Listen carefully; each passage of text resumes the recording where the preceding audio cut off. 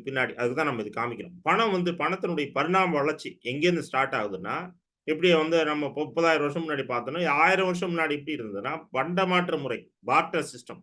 பண்டமாற்று முறைன்றது one to one transaction. யாரு நம்ம வந்து என்கிட்ட வந்து அரிசி இருக்கும். வந்து நம்ம முத்து சார்ட்ட வந்து ஆடு இருக்கும். என்கிட்ட அவர்ட்ட ஆடு இருக்கும். என்கிட்ட வந்து மாடு இருக்கும். இத்தன ஆடுக்கு இத்தன மாடுன்றது ஒருத்தர் ஒருத்தர் பார்த்து அ டிசைட் பண்ணி டிரான்சாக்ஷன் ஆகும். இதுல ஒருத்தருக்கு ஒருத்தர் தான் டிரான்சாக்ஷன் ஆகும். தேர்ட் பார்ட்டி கிடையாது. ஒன் டூ ஒன்னு அந்த அத்தாரிட்டி யார்ட்ட இருக்குன்னா, அவரு ஆடு வச்சிருக்கிறவரும், மாடு வச்சிருக்கிறவரும் மட்டும் தான் அத்தாரிட்டி. அப்ப இதுல 3வது மனுஷன் யாருமே இல்லாத காலகட்டத்தில வரைக்கும் இந்த பிரச்சனை இல்ல. அதுக்கப்புறம் வந்து காமனா எல்லாத்தையும் குடுத்து வாங்கணும் அப்படின்றப்போ, தங்க காசு குடுத்து வாங்க ஆரம்பிச்சோம். அதுக்கப்புறம் ராஜா காலத்துலலாம் ஓட்ட நாணயம் இத குடுத்து வந்து இப்போ வந்து பணத்தினுடைய பரிணாம வளர்ச்சி வந்து ஓட்ட நாணயத்துக்கு போயி, கவர்ன்மெண்ட்லாம் வரும்போது எங்க வருது? பேப்பர் மணிக்கு வருது. கவர்ன்மெண்ட்லாம் வந்து, "எப்பா உங்க சொத்தெல்லாம் என்கிட்ட குடுத்துருங்க. உங்க பணத்தெல்லாம் என்கிட்ட குடுத்துருங்க. நான் நிர்வாகம் பண்றேன். நான் நிர்வாகம் பண்ணி உங்களுக்கு வந்து பேப்பரா குடுத்துர்றேன். இந்த பேப்பருக்கு இதான் வேல்யூன்னு" சொல்லி குடுத்துர்றாங்க. இது இந்த இந்த காலகட்டத்தில தான் நம்ம வந்து இன்னைக்கு நம்ம இருக்கோம். இந்த இந்த மொத்த ஜெனரேஷனுமே இன்னைக்கு பேப்பர் மணில தான் நம்ம இருக்கோம். அதிலிருந்து எங்க போகுதுன்னா, பிளாஸ்டிக் கார்டு போகுது. டெபிட் கார்டு, கிரெடிட் கார்டு போயி, அதுக்கு அடுத்து இன்னைக்கு நம்ம யூஸ் பண்ணக்கூடிய Google Pay, PhonePe அப்படின்னு சொல்லக்கூடிய யுபிஐ. யுபிஐ வரைக்கும் தான் நமக்கு தெரிஞ்சிருக்கு அப்படின்னா, இவ்வளவுதான் பணம் வந்து எவால்வ் ஆயிருக்கான்னா, இல்லை. இத தாண்டி பணம் எவால்வ் ஆயிருக்கு. ஆனா எனக்கு தெரியல. ஆனா நமக்கு தெரியல. ஏற்கனவே எவால்வ் ஆயிருக்கு அப்படின்னா, அதுதான் கிரிப்டோ கரன்சி. ஏன் அப்படின்னு சொன்னா, ஏற்கனவே உலகத்துல நெறைய பேருக்கு போயாச்சு இந்த கிரிப்டோ கரன்சி. நீங்க புழக்கத்துல இருக்கு. அவங்க அவங்க அதெல்லாம் வச்சிருக்காங்க.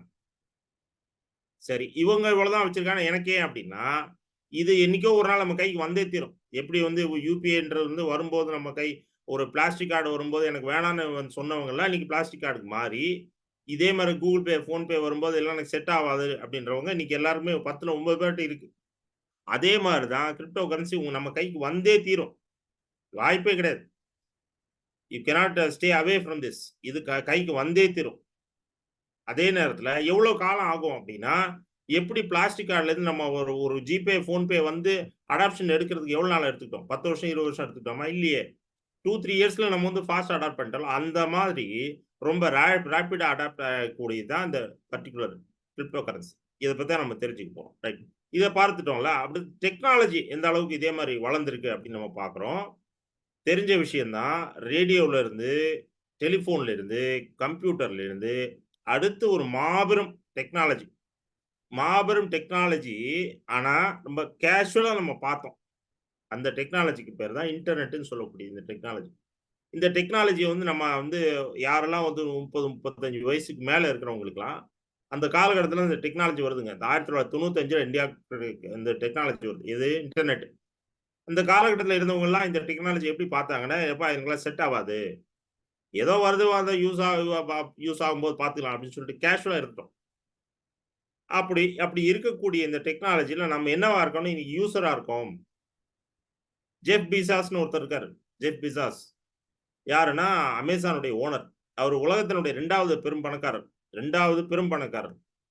அவரு எப்படி சார் பெரும் பணக்காரர்னா, அவர் தாத்தாக்கு தாத்தா இருந்தார் பணக்காரன்னு இல்லை. அவர்தான் அவருடைய அவருடைய ஆ ஆ ஏஜுக்கும் அவருடைய வம்சம் தான் இந்த அளவுக்கு வந்திருக்கு.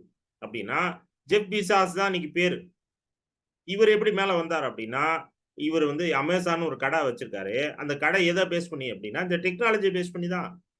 என்னைக்கு இன்டர்நெட் வந்ததோ, அந்த வாய்ப்ப அவரு எடுத்துக்கிட்டாரு. இந்த டெக்னாலஜி ஆஹா! இப்படி வருதா? இப்படி இருக்கா? இப்படிதான் இன்னொரு 10 வருஷத்துல இப்படி இருக்கப்போது, 20 வருஷத்துல இருக்கப்போது, நான் இதுக்குள்ள டிராவல் பண்ண ஆரம்பிக்கிறேன். அப்படின்னு இதனுடைய விளைவு என்ன என்ன ஒரு வித்தியாசம்? ஒரு டெக்னாலஜி வரும்போது அது வாய்ப்பா எடுத்துக்கிட்டாரு. நம்ம எல்லாம் என்னவா இருக்கோம்னா, நம்ம இன்னைக்கு வந்து பயனாளர்களா இருக்கோம். யூசர்ஸா இருக்கோம். அந்த மாரி ஒரு டெக்னாலஜி வரும்போது, அந்த ஒரு பர்ட்டிகுலர் வாய்ப்ப நம்ம தேடினோம்னா, நமக்கு இதே மாரி வாய்ப்பு இருக்கு அப்படின்னு நம்ம பார்க்குறோம். இன்டர்நெட் டெக்னாலஜி நம்ம வந்து தவற விட்டுட்டோம். வாய்ப்பா எடுக்க தவற விட்டுட்டோம். Swiggy, Zomato இவங்கலாம் வந்து எதுல இருக்காங்க? ஒரு Uber, Ola இதெல்லாம் எங்கேருந்து வந்ததுன்னா, இந்த டெக்னாலஜி வந்ததுக்கு அப்புறம் தான் வந்தது. அப்ப இதுலேருந்து எங்க போயிருக்கு அப்படின்னா, ஸ்மார்ட் ஃபோனுக்கு வந்தது. இப்ப இவ்வளோலாம் வந்து பார்த்தோம்ல.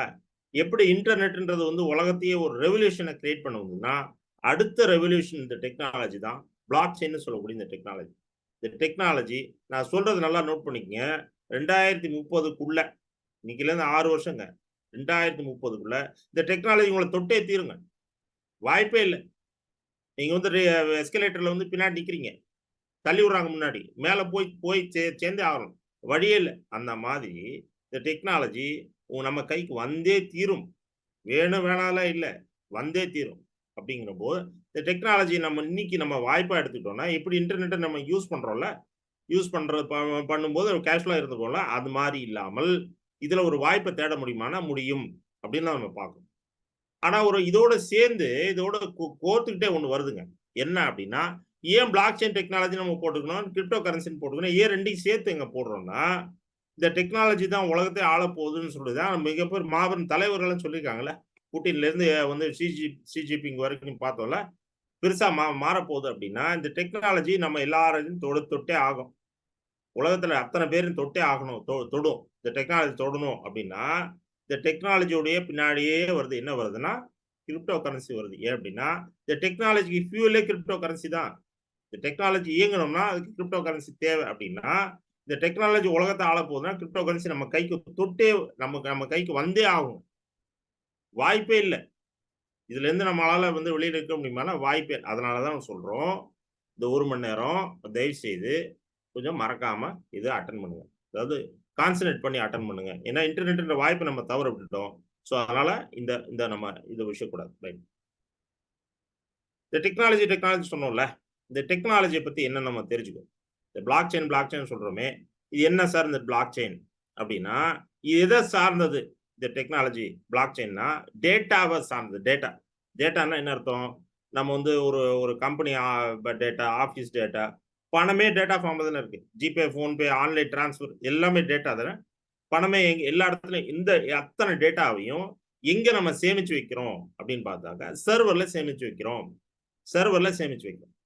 அப்ப சர்வர்ல சேமிச்சு வைக்கக்கூடிய எந்த ஒரு தகவலா இருந்தாலும், அத ஹேக் பண்ண முடியும் அப்படிங்கிறது தான் இன்றைய அ நிலவரம். இன்றைய டெக்னாலஜியோட லிமிட்டேஷன்றது ஹேக் பண்ண முடியும். அதாவது டிஃபிகல்டி லெவல் 1, 2, 5, 10, 100 ஃபயர்வால் வேணா வச்சுக்கலாம். அத தாண்டி நீங்க ஹேக் பண்ண முடியும் அப்படிங்கிறது தான் இன்றைய இன்றைய வந்து டெக்னாலஜியோட லிமிட்டேஷன். அப்ப இதுலேருந்து காப்பாத்த வந்தது தான் இந்த பிளாக் செயின் டெக்னாலஜினா, உலகமே ஒரு ப்ராப்ளத்த ஃபேஸ் பண்ணிட்டு இருக்கு. ஒரு ப்ராப்பரா ஒரு டேட்டா ஒழுங்கா வச்சுக்க முடியல. பேங்க்ல இருந்து பிஷிங் அட்டாக் சொல்றாங்களா, என் பேங்க் அக்கவுண்ட்ல ஒருத்தன் ஹேக் பண்ணி இப்ப பாருங்க, இப்ப நம்ம பார்த்தோம்ல. Zoomல ஹேக் பண்ணி வந்து ஒருத்தன் உள்ள வந்துட்டே இருக்கான் தொடர்ந்து. இப்ப அத வந்து இப்ப நம்ம வந்து ரிமூவ் பண்றோம். திருப்பி திருப்பி வந்துகிட்டே இருக்கான். ரைட்? இப்ப இந்த மாதிரியான ப்ராப்ளத்துக்கெல்லாம் சால்வ் பண்ணக்கூடிய ஒரு டெக்னாலஜி தான் பிளாக் செயின் அப்படின்னா, உலகமே இந்த டெக்னாலஜிய நம்ம வந்து எடுத்துக்கிட்டு தான் ஆகணும் அப்படின்றத நம்ம பாயிண்ட்ட நம்ம பார்க்கணும். அப்ப இந்த டெக்னாலஜி இது என்ன சொல்றாங்க அப்படின்னு கேட்டாங்க, இதற்கு பேர் வந்து டிஸ்ட்ரிபியூட்டட் லெட்ஜர்ன்னு சொல்றாங்க. இப்போ ஒரே ஒரு பேசிக்கா அண்டர்ஸ்டாண்ட் பண்ணணும். பிளாக் செயினுக்கு சர்வரே கிடையாது அப்படிங்கிறத நம்ம பார்க்கணும். பிளாக் செயினுக்கு சர்வரே கிடையாது. இப்போ வந்து ஏற்கனவே சர்வரா இருக்கக்கூடிய அத்தனை ப்ராப்ளத்துல எல்லா இடத்துலயுமே ஹேக் பண்ண முடியும் அப்படின்னா, சர்வர்ன்றது ஒரு இடத்துல இருக்கும். இப்போ வந்து ஒரு ஒரு இடத்துல ஒரு ஒரு ஒரு பேப்பர்லயோ, ஒரு நோட் புக்லயோ ஒரு இடத்துல எழுதி வச்சிருந்தோம்னா, தூக்கிட்டு போயிட்டாலும் முடிஞ்சு போச்சு. திருட்டு. இதே வந்து டிஜிட்டலா ஒரு இடத்துல ஒரு சர்வர்ல வச்சிருந்தீங்கனாலும், அத ஹேக் பண்ணி எடுத்துட்டு போறதுனா அது திருட்டு தான். அப்போ இங்க என்ன சொல்றாங்கன்னா, டிஸ்ட்ரிபியூட்டட் லெட்ஜர்ன்னு சொல்றாங்க. ஒரே லெட்ஜர் அந்த லெட்ஜர் தாங்க. ஆனா டிஸ்ட்ரிபியூட்டட் லெட்ஜர்ன்றாங்க. அப்ப இப்படி எப்படி பார்க்கிறோம் அப்படின்னா, இங்க பிளாக் செயின்ல நீங்க ஒரு சின்ன தகவல், சின்ன டேட்டாவ பிளாக் செயின்ல போடும்போது என்ன ஆகுதுன்னா, அது 1,00,000 பீஸா உடையுதுங்க. ஒரு சின்ன டேட்டா 1,00,000 பீஸா உடையுது. சின்ன டேட்டா 1,00,000 பீஸா உடைஞ்சு 1,00,000 இடத்துல போய் உட்காருது. அப்போ 1,00,000 இடத்துல உட்காருதுன்னா, ஒரு ஹேக்கரு அந்த சின்ன பீஸ் ஆஃப் டேட்டா உங்ககிட்ட இருந்து எடுக்கணும்னா என்ன பண்ணணும்? 1,00,000 இடத்துக்கு போகணுங்க. அந்த சின்ன சின்ன பீஸ் ஆஃப் டேட்டாவ எடுத்து 30 செகண்ட்லேருந்து 1 நிமிஷத்துக்குள்ள எடுக்க முடிஞ்சா மட்டும் தான் 30 செகண்ட்ல 1 நிமிஷம் எடுத்தா மட்டும் தான், அந்த டேட்டாவ எடுக்க முடியும் அப்படின்னா, இதற்கு பேர் என்ன சொல்றாங்கன்னா, இந்த இந்த பர்ட்டிகுலர் விஷயத்துக்கு டிஸ்ட்ரிபியூட்டட் லெட்ஜர்ன்னு சொல்றாங்க. இது கிரிப்டோகிராஃபில எழுதக்கூடிய இந்த ஒரு விஷயம்னா, யார் நெனச்சாலும் அத ஹேக் பண்ண முடியாது.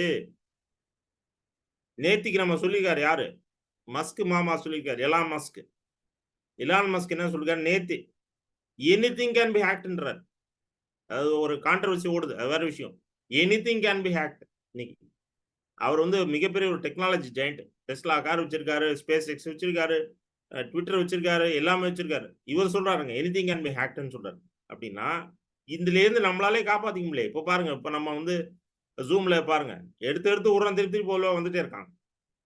அப்போ இதிலிருந்து பிளாக் செயின்ல வைக்கக்கூடிய தகவல 1,00,000 பீஸா உடைஞ்சு ஒரு இடத்துல 1,00,000 இடத்துல இருந்து உங்களால பிசிக்கலா எடுக்க முடியுமான்னா, எடுக்கவே முடியாது அப்படின்னா, ஹேக்கே பண்ண முடியாத ஒரு டெக்னாலஜின்றது பிளாக் செயின். ஏன் வந்து உலக தலைவர்கள்லாம் வந்து முட்டாள்தனமா பேசலல்ல? ஏன் சொல்றாங்கன்னா, இந்த டெக்னாலஜி ப்ரூவ் பண்ணிடுச்சு.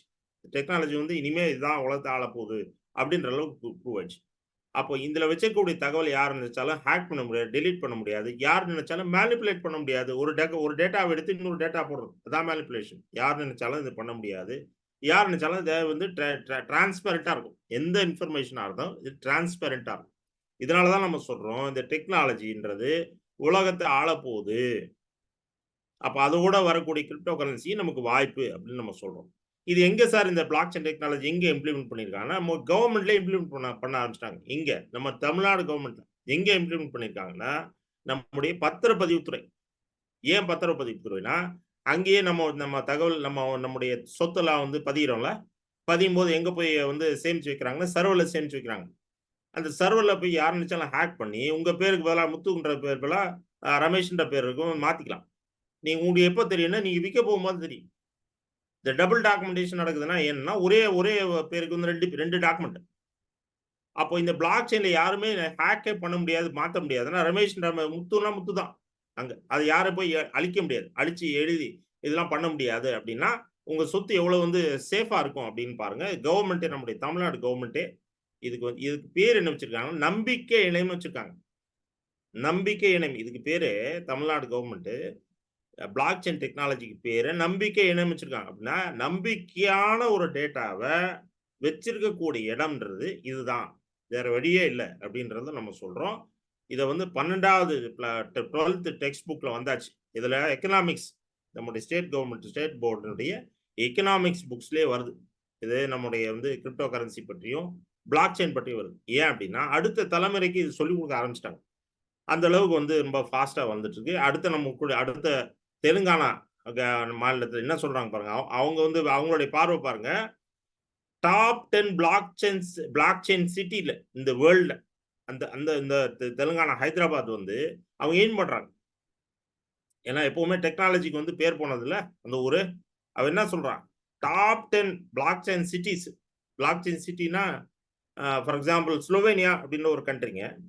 ஸ்லோவேனியான்ற ஒரு கண்ட்ரில வந்து இந்த பிளாக் செயின கொண்டு போய் எங்க கொண்டு போய் வச்சிருக்கான்னா, ஸ்ட்ரீட் லைட் கொண்டு போய் வச்சிருக்கான். ஸ்ட்ரீட் லைட் என்னடா கொண்டு போய் வச்சிருக்கா அப்படின்னாக்க, அந்த இது வந்து ஆட்டோமேட்டட் பிளாக் செயின். டெக்னிக்கலா இருக்கும். Automated block chain. அங்க இருக்கிற ஒரு ஸ்ட்ரீட் லைட் வந்து ஃபியூஸ் ஆயிடுச்சு அப்படின்னு சொன்னா, அ அதுக்கு ஒரு டைம் ஃப்ரேம் வச்சிருக்கான். எஸ்ஓபி. அந்த அந்த டைம் ஃப்ரேம்க்குள்ள அந்த வெண்டார் யார் அந்த மெயின்டெயின் பண்றாரோ, அவரு போய் அந்த பல்ப் மாத்திட்டாருன்னா அவருக்கு பில் பாஸ் பண்ண வேண்டிய அவசியமே கிடையாது. அதுல இருக்கக்கூடிய சென்சார் படி, இத்தன நிமிஷத்துக்குள்ள அவரு வந்து பல்ப இதுல மாத்திட்டாருங்க அப்படின்னு சொல்லி ஸ்மார்ட் கான்ட்ராக்ட்ன்னு ஒரு இது இருக்கு. அதுபடி அவருக்கு பில் ப்ராசஸ் ஆயிடும். இந்த அளவுக்கு பிளாக் செயின் ரொம்ப ஃபாஸ்ட்டாவும், ரொம்ப வேகமாவும் குரோ ஆயிருக்கு. தெலுங்கானா கவர்ன்மென்ட்ல வந்து இந்த மாரியான ஒரு விஷயம் வந்து நம்ம வந்து பார்க்கிறோம். இத தாண்டி ஆல் ஓவர் இந்தியா வெவ்வேறு செக்டார்ல இந்த பிளாக் செயின் வந்து ரொம்ப ஃபாஸ்ட்டா குரோ ஆயிட்டு இருக்கு. ரேஷன் டிஸ்ட்ரிபியூஷன்ல இருந்து இப்போ இப்போ இப்போ ஒரு ஹாட் டாபிக் ஓடிட்டு இருக்குல்ல. அந்த இவிஎம் வந்து ஹேக் பண்ண முடியுமா அப்படின்றது. எனக்கு தெரிஞ்சு இன்னொரு 10 வருஷத்துக்குள்ள பிளாக் செயின்லயே வோட்டிங் வந்துரும். பிளாக் செயின்லயே வோட்டிங் வந்துரும்னா, யார் நினைச்சாலும் ஹேக் பண்ண முடியாது அப்படின்னா, எலான் மஸ்க் சொல்லக்கூடிய இந்த விஷயமே இதுதான். அதாவது அமெரிக்கால வந்து பேப்பர் வோட்டிங் சாத்தியம். ஏன்னா அங்க வந்து அ நம்ம நம்ம பாப்புலேஷன் மாரி கிடையாது. நம்ம பாப்புலேஷன் இவ்வளோ இருக்குன்றதுனால தான் நம்ம வந்து இதெல்லாம் செய்றோம் அப்படின்னா, நாளைக்கு வந்து பிளாக் செயின்லயே வோட்டிங் வந்தாலும் ஆச்சரியப்படுறதுக்கு இல்லை. ஏன்னா, அது மாரி ஃபுல் ப்ரூஃப் எதுவுமே கிடையாது. இத தாண்டி வந்து ஹாஸ்பிட்டாலிட்டி ட்ரேட் ஆகட்டும், அக்ரிகல்ச்சர் ஆகட்டும், லாஜிஸ்டிக்ஸ் ஆகட்டும், எல்லா இடத்துலயுமே வந்து பிளாக் செயின் வந்து ரொம்ப ஃபாஸ்ட்டா அடாப்ட் ஆயிட்டு இருக்கு. ரைட். இப்ப பிளாக் செயின் நம்ம பார்த்துட்டோம். பிளாக் செயின் இவ்வளோ பெரிய இண்டஸ்ட்ரி நம்ம பார்த்துட்டோம். இதான் உலகத்த ஆளப்போகுதுன்னு சொல்றோம். எல்லாம் நம்மள தொடுறோம் அப்படின்னு சொல்லிட்டோம்ல. இப்ப அடுத்து நம்ம கிரிப்டோ கரன்சி நம்ம பார்ப்போம். எவ்வளோ பெரிய சைஸ் சார் கிரிப்டோ கரன்சி? ஆ இதெல்லாம் ஒர்த்தா? இப்ப இதுவரைக்கும் பார்த்தோம். ரைட். இதுக்கு அடுத்து கிரிப்டோ கரன்சி நம்ம சொல்றோம். இது பார்க்கறதுக்கு ஒர்த்தா? அப்படின்னா, இந்த ஸ்லைட பார்த்துட்டு, அதுக்கப்புறம் முடிவு பண்ணுங்க. ஃபர்தரா நீங்க வந்து இந்த செஷனை நீங்க கன்டின்யூ பண்ணணுமா அப்படிங்கிறத முடிவு பண்ணும். அப்போ இந்த இண்டஸ்ட்ரி அனாலிசிஸ் நம்ம சொல்றோம். இண்டஸ்ட்ரி அனாலிசிஸ் அப்படின்னு சொன்னா, இந்த அதாவது உலகத்திலேயே 2 கமாடிட்டி தான் ரொம்ப பெரிய லெவல்ல டிரான்சாக்ட் ஆகும். என்ன அப்படின்னா, 1 க்ரூட் ஆயில் ரைட்? 2வது தங்கம். 2 தான். ஏன்னா நீங்க இதான் நம்ம நியூஸ் பேப்பர்ல நம்ம பார்ப்போம். ஏன்னா, தினம் டெய்லி ரெக்வயர்மென்ட் இருக்கும். உலகம் முழுக்க இது 2ம் டிரான்சாக்ட் ஆகும். இதோட சேர்ந்து இப்போ வந்து ஒட்டிட்டு வருது. எது? Crypto currency. யாரெல்லாம் நீங்க வந்து நேற்றைக்கு முந்தா நாள் சாரி வெள்ளி, சனிக்கிழமை வரக்கூடிய டைம்ஸ் ஆஃப் இந்தியா பார்த்தீங்கன்னா உங்களுக்கு தெரியும். அந்த தங்கம் விலை என்ன அப்படின்னு போடுறான்ல, அதோட சேர்ந்து 3வது இது வருது. நம்ம சொல்லலைங்க. அதுல இருக்கு. வருது. ஏன் வருது அப்படின்னா, அதோட அதுக்கு ஈக்குவலா இது வருதா அப்படின்றத நம்ம பார்ப்போம். இந்த இந்த 3மே 4 காலகட்டத்தில இந்த 3மே எப்படி டிரான்சாக்ட் ஆயிருக்குன்னு நம்ம பார்ப்போம். அதுக்கப்புறம் நீங்க முடிவு பண்ணுங்க. ஃபர்தரா கன்டின்யூ பண்ணுமா அப்படின்ட்டு. 2015ல பாருங்க. 1 க்ரூடு, 2 கோல்டு, 3வது கிரிப்டோ கரன்சி என்ன லெவல்ல இருக்கு? ஒண்ணுமே இல்ல. 2015ல ஒண்ணுமே இல்ல. சும்மா. அது எங்க இருக்கு? இது எங்க இருக்கு? ஆனா 4 வருஷத்துல எப்படி தலைகீழா மாறுது பாருங்க சிச்சுவேஷனு. தங்கத்த பின்னாடி தள்ளி 2வதுக்கு போயிடுச்சுங்க கிரிப்டோ. நல்லா புரிஞ்சுக்கங்க. இந்த தகவல் எதுவுமே நானா குடுக்கலைங்க. எல்லா தகவலையுமே பொது வெளியிலேருந்து எடுத்தது தான். நீங்களே கூகுள் பண்ணி எடுத்துக்கலாம். எத்தன இன்ஃபர்மேஷன் கூகுள்ல எடுத்துக்கலாம். இதுவரைக்கும் குடுத்தது மட்டும் இல்ல. இனிமேல் குடுக்கக்கூடிய விஷயமும் நீங்க கூகுள்லேருந்து நீங்க வெரிஃபை பண்ணிக்கலாம். ஜென்யூனிட்டி நீங்க வெரிஃபை பண்ணிக்கலாம். அப்போ 2015லேருந்து 2019க்கு என்ன ஒரு மாற்றம் இருக்குன்னா, இத விட அடுத்தது ஆச்சரியமா பார்க்க போறீங்க. 2021ல என்ன ஆயிருக்கு அப்டின்னா, கிரிப்டோ கரன்சி பிகேம் நம்பர் 1. பாக்கி 2 பின்னாடி தள்ளி, கிரிப்டோ கரன்சி பிகேம் நம்பர் 1. இதுதான் ஆச்சரியமானா, அடுத்து ஷாக்கிங்கான இன்ஃபர்மேஷன் நீங்க பார்ப்பீங்க. 2025ல என்ன ப்ரொஜெக்ட் பண்ணியிருக்காங்கன்னா, $10 டிரில்லியன். $10 டிரில்லியன் அமெரிக்காவோட பட்ஜெட் வந்து ஐ திங்க் $12 டிரில்லியன் நெனைக்கிறேன். அமெரிக்காவுடைய பட்ஜெட் $12 டிரில்லியன் அமெரிக்கா எவ்வளவு பெரிய கண்ட்ரி. அந்த கண்ட்ரியோட ஜிடிபியே ஒரு பர்ட்டிகுலர் இண்டஸ்ட்ரி ஒரு வருஷத்துல சாதிக்க போகுது அப்படின்னா, எவ்வளோ மக்கள் வந்து கிரிப்டோ கரன்சிக்கு உள்ள வந்திருந்தா இது டிரான்சாக்ட் ஆகும் அப்படின்னா, இதனால தான் நம்ம சொல்றோம். இதுக்கு மேற்கொண்டு இந்த செஷன அட்டெண்ட் பண்ணணும் அப்படின்னு சொன்னா, இதுதாங்க விஷயம். ஸோ, இதுல ஃபர்தர் இன்ட்ரெஸ்டடா இருக்கவங்க ப்ளீஸ் கன்டின்யூ வாட்சிங் திஸ் செஷன் ரைட். இந்த அளவுக்கு $10 டிரில்லியன் நோக்கி மக்கள் வந்து கிரிப்டோ கரன்சிக்கு உள்ள வராங்க அப்படின்றப்போ, பொதுஜனமாகிய நெறைய பேரு எங்க நம்ம பணத்த என்கிட்ட ஒரு 50,000, 1,00,000, 1,00,00,000 அந்த மாரி ஒரு 10,00,000, 5,00,000, 10,00,000 பணம் இருக்கு. இந்த பணத்த பெருக்கணும் அப்படின்னு முடிவு பண்றவங்க, இன்னைக்கு எங்க இத இன்வெஸ்ட் பண்றாங்க அப்படின்னு பார்த்தீங்கன்னா, பொதுவா இருக்கக்கூடியது இந்த பிக்ஸட் டெபாசிட். பேங்க்ல இருக்கு. Fixed deposit. அத விட்டா ரியல் எஸ்டேட். இல்லப்பா என் தாத்தாவுக்கு காலத்துலருந்து என்ட்ட ஒரு 10,00,000, 5,00,000 வந்தா நிலம வாங்கி போடு. பில்டிங் வாங்கி போடு அப்படின்னு சொன்னவங்க தான் அப்படி வந்து பிளைண்டா ஃபாலோ பண்றவங்க இருக்காங்க. அதே மாதிரி இப்ப எனக்கு தெரிஞ்சது ஒண்ணே ஒண்ணு தான். எவ்வளோ பணம் கிடைச்சாலும் தங்கத்துல போடு அப்படின்னு இருப்பாங்க. கொஞ்சம் அறிவார்ந்த கம்யூனிட்டி. இவங்க என்ன செய்வாங்கன்னா, ஷேர் மார்க்கெட்ல போயிடுவாங்க. இப்ப நம்ம என்ன புரிஞ்சுக்கணும்னா, இந்த 4 ப்ராடக்ட்டுமே அதுக்கான பீக்க டச் பண்ணிருச்சு அப்படிங்கிறது தான் உண்மை. 1990லேருந்து 2000 வரைக்கும் 24% 36% வரைக்கும் வட்டி குடுத்த ஒரு ட்ரேடு தான். இன்ட்ரஸ்ட் குடுத்த ட்ரேடு தான் இந்த பிக்ஸ்ட் டெபாசிட். இன்னைக்கு என்ன ரிட்டர்ன் ஆன் இன்வெஸ்ட்மென்ட் வருது? 7%, 7%, 6லேருந்து 7, 7.5% மூத்த குடிமக்களுக்கு வந்து 6%, 7, 7.5% வரைக்கும் வரும். ரியல் எஸ்டேட் இதுக்கான பூம் பீரியட்ன்றது எடுத்தீங்கன்னா 2000லேருந்து 2010ங்க. 2000லேருந்து 2010. அந்த காலகட்டத்துலலாம் யாரெல்லாம் அந்த பீரியட்ல யாரெல்லாம் இந்த ரியல் எஸ்டேட் பிசினஸ் பண்ணவங்கலாம் இன்னைக்கு பயங்கரமான கோடீஸ்வரர்கள். ஏன் அப்டின்னா, அந்த டைம் தான் பூம். செம்மையா பூம். சில இடங்கள்லாம் 2 வருஷம், 3 வருஷத்துல டபுள் ஆனது. எப்படி அப்டின்னா, அவ்ளோ நெறைய மக்கள் வந்து ரியல் எஸ்டேட்ல இன்வெஸ்ட் பண்ணாங்க. அப்போ ஒரு இடத்த 10 பேர் கேட்டாங்கன்னா என்ன ஆகும்னா, டிமாண்ட் இன்கிரீஸ் ஆகும்ல. அப்ப அது மாரி இன்னைக்கு இருக்கா அப்டின்னா, அன்றைய இருந்த டிமாண்ட் இன்னைக்கு இல்லை. வளர்ச்சி இருக்குங்க. வளர்ச்சி இருக்கு. வளர்ச்சி நான் சொல்லல. வளர்ச்சி இருக்கு. நான் வந்து பொது ஆவரேஜ் நான் சொல்றேன். இந்த இடம், அந்த இடம் நான் சொல்லல. ஆவரேஜா நான் சொல்றேன். அப்ப ரியல் எஸ்டேட்ல அன்றைக்கு இருந்த பூம் இன்னைக்கு இருக்கா அப்டின்னா இல்லை. வளர்ச்சி